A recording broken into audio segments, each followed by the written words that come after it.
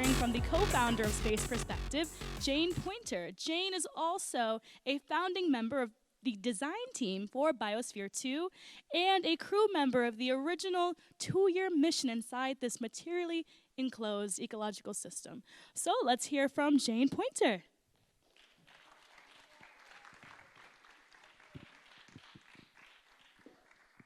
Good afternoon, everybody.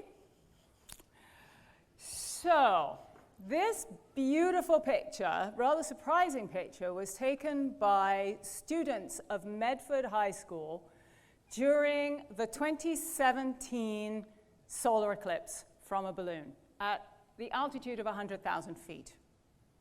And they had the privilege, when they got their imagery back of the full eclipse, of really getting a sense that we live on a planet. Now, we all know we live on a planet. I mean, we say that every day, but do we really know we live on a planet? Does that thought, that understanding imbue everything we do? So the very first time I experienced living viscerally that we live on a planet was at sea. I was lucky enough to be on a research vessel sailing across the Indian Ocean from Sri Lanka all the way across and up the Red Sea. And we had been through storms, and our mast was cracked, and our sail had gone overboard, and it was all a big blah, blah, blah, drama. But it was so exciting, and one day it was a beautiful calm night, and one of my crewmates comes over to me and says, you know, this cloud keeps going across the sky every night. I see it every night. What is it? And I suddenly realized that what she was seeing was our Milky Way galaxy for the very first time. And it just hit me. We're on a planet in space. Well, it turned out that that was training to go into Biosphere 2. So Biosphere 2, this incredible building that I was very fortunate to be on the design team for, a completely self-sustaining system, a prototype space base that the 8 of us, I'm the one doing the Queen's Wave, lived inside for 2 years and 20 minutes. And it really set the course of the rest of my life and is the reason that I'm doing what I'm doing today. And one of the seminal experiences I had while I was in Biosphere 2 was the visceral understanding at the next level that we all inhabit a planet hurtling through space and that we are crew members of our biosphere, our planetary biosphere. You know, I lived in there, my oxygen, I knew from moment to moment, came from my plants around me. There was a rainforest, a savanna, an ocean, a marsh, a desert, and where we grew our food. So we were completely reliant on our plants for our well-being, and that the edges of our world, the boundaries, were that glass and steel structure.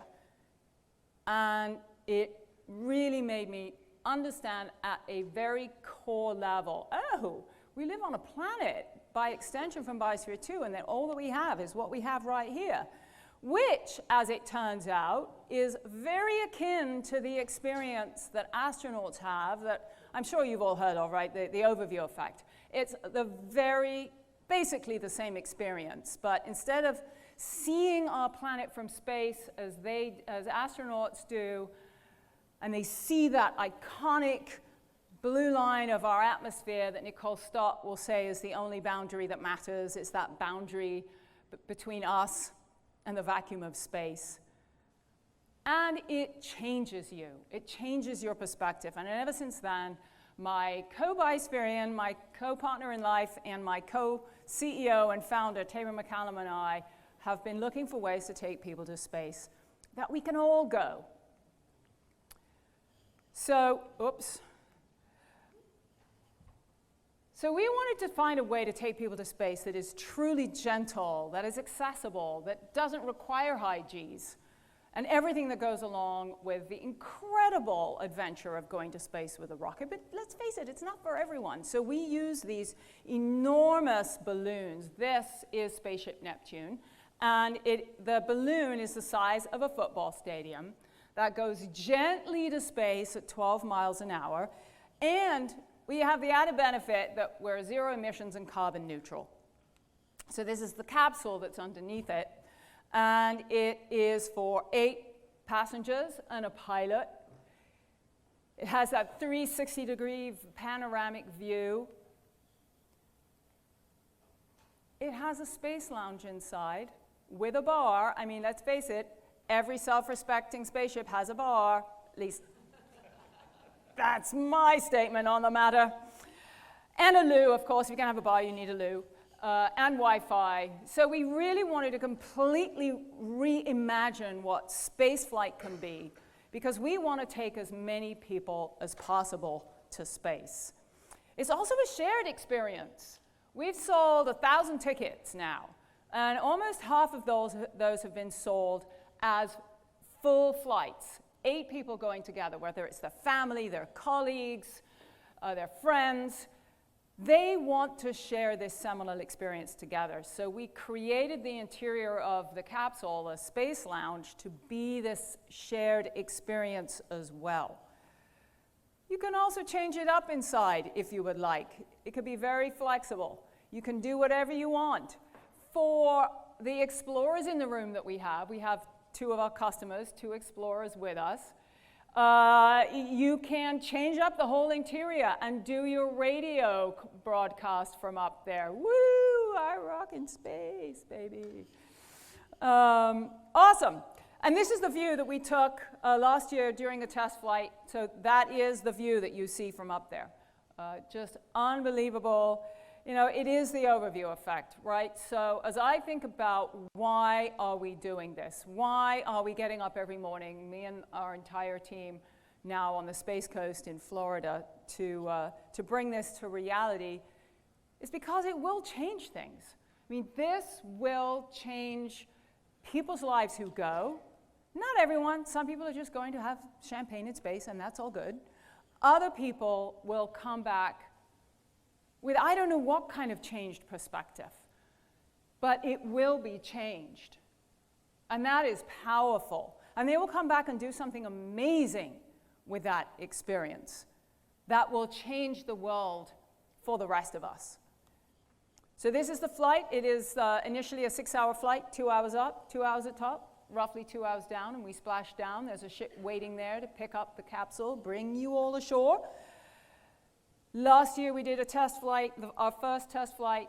Thousands of these similar kinds of balloons have been flown before by NASA and others and our team as well.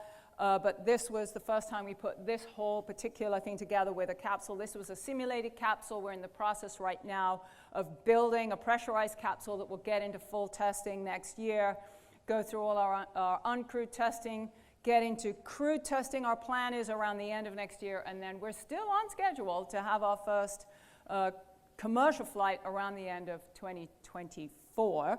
We're starting to operate out of the Florida area. We have our operations center on Kennedy Space Center, and we will be flying initially from Florida, but very quickly we are going to want to fly all over the world. I invite you all to come and visit us in Florida and to go to space with us.